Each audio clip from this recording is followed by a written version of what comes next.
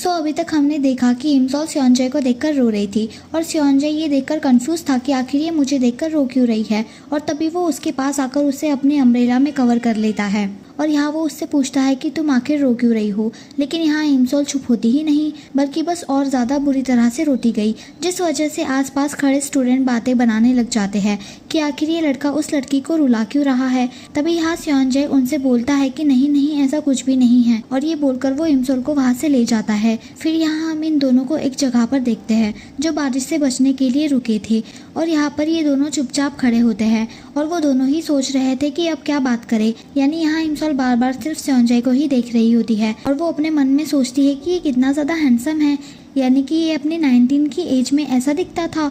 और वही स्योनजाए ये सोच रहा था कि आखिर ये बार बार मुझे क्यों घूर रही है और कुछ पूछ क्यों नहीं रही। इसलिए वो खुद ही पहले इमसॉल से बोलता है और वो उससे पूछने लगा कि तुम जब जब मुझे देखती हो तब तो रोती क्यों हो, और आखिर तुम मुझे जानती कैसे हो। तो तब यहाँ इमसॉल पहले तो अपना इंट्रोडक्शन देती है कि मेरा नाम इमसॉल है, और फिर यहाँ वो स्योनजाए को बताने लगती है कि असल में तुमको देखकर मुझे अपना डॉग याद आ जाता है, इसलिए मैं तुम्हें देखकर इमोशनल हो जाती हूँ। यहाँ स्योनजाए को बहुत ही अजीब लगता है, इसलिए वो उससे पूछता है कि क्या मैं तुम्हें एक डॉग जैसा दिखता हूँ। यहाँ इमसॉल भी ये सब बोलकर एम्बैरस फील करने लगती है कि आखिर मैं ये सब क्या बोल रही हूँ, मगर फिर तभी वो उससे बोलने लगी कि असल में मेरे डॉग ऑर्डर को भी स्विमिंग पसंद थी, इसलिए मुझे तुम उसकी तरह लगते हो। तो तब स्योनजाए इमसॉल की इस बकवास को इग्नोर करने के बाद वो उससे अपनी वॉच वापस करने लगा, और यहाँ वो उससे पूछता है कि वैसे तुम मुझसे कल किस बारे में बात कर रही थी। तो तब ये सुनकर इमसॉल जब जैसे ही याद करती है कि कल उसने कैसे कैसे उल्टा सीधा बोला था, इसलिए अब इन चीज़ों का उसके पास कोई भी जवाब नहीं था, इसलिए यहाँ वो तुरंत वहाँ से भाग जाती है। और फिर यहाँ जब इमसॉल अपने क्लास के बाहर आती है तो तब यहाँ वो अपने सभी क्लासमेट्स को काफ़ी ज़्यादा प्यार से देखने लगती है।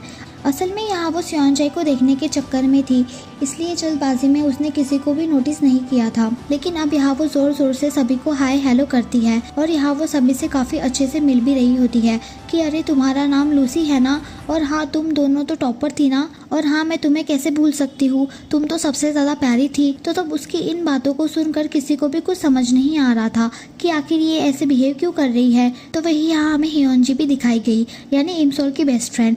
इसलिए यहाँ उसे देखकर इमसॉल बहुत ही प्यार से उसके पास आती है और यहाँ वो उसकी स्किन की तारीफ करने लगती है कि तुम तो स्कूल टाइम में कितनी ज़्यादा सॉफ्ट और क्यूट थी। लेकिन यहाँ हियोनजी इमसॉल से पूछती है कि तुम आखिर कल इतनी जल्दबाजी में कहाँ चली गई थी, पक्का तुम्हारी लाइफ में कुछ चल रहा है ना, क्योंकि जब बाद में मैं तुम्हारा बैग तुम्हारे घर वापस देने गई थी तो तब तुम वहाँ पर भी नहीं थी। तो इसे सुनकर यहाँ पर इमसॉल कंफ्यूज हो जाती है कि अब भला मैं हियोनजी को क्या बोलूँ। इसलिए जब जैसे ही वहाँ पर टीचर आई तो तब वो पढ़ाई का बहाना करके तुरंत अपनी सीट पर जाकर बैठ जाती है। अब यहाँ हमें नेक्स्ट सीन में एक डीवीडी स्टोर दिखाया जाता है जो कि इमसॉल की मॉम का होता है, और यहाँ वो अपने एक कस्टमर से बातें कर रही थी। लेकिन जब यहाँ वो देखती है कि किसी किम नाम के आदमी ने डीवीडी रेंट पर ले रखी है, लेकिन उसने उस डीवीडी को अभी तक वापस नहीं किया, इसलिए यहाँ वो उस आदमी को कॉल करती है उस डीवीडी को वापस मांगने के लिए। तो तब मिस्टर किम योंग जो कि अपने घर में थे, और ये और कोई नहीं बल्कि स्योनजाए के फादर होते हैं, और यहाँ वो इमसॉल की मदर को बताते हैं कि मैंने कोई भी डीवीडी नहीं ली है।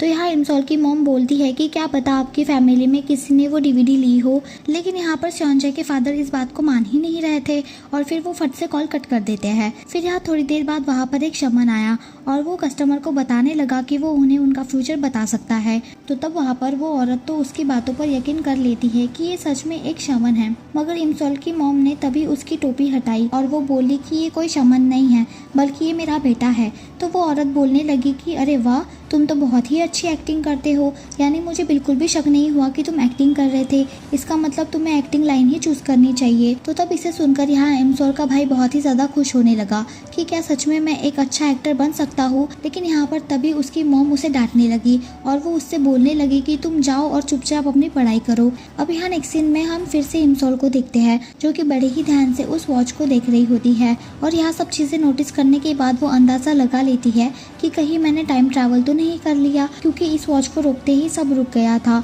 और मैं यहाँ पर आ गई थी। इसलिए क्या मैं दोबारा इस बटन को दबा लूँ ताकि फिर से मैं वापस अपने घर जा सकूँ। लेकिन एक मिनट, मैं ऐसा नहीं कर सकती हूँ, क्योंकि अगर मैं यहाँ से चली गई तो फिर मैं स्योनजाए को बचा नहीं पाऊंगी, यानी मुझे यहाँ रुककर उसे प्रोटेक्ट करना होगा उसके पास्ट को चेंज करके। और वही टीचर जो कि इमसॉल का नाम पुकार रही होती है, लेकिन यहाँ इमसॉल अपने टीचर की बातें सुन ही नहीं रही थी।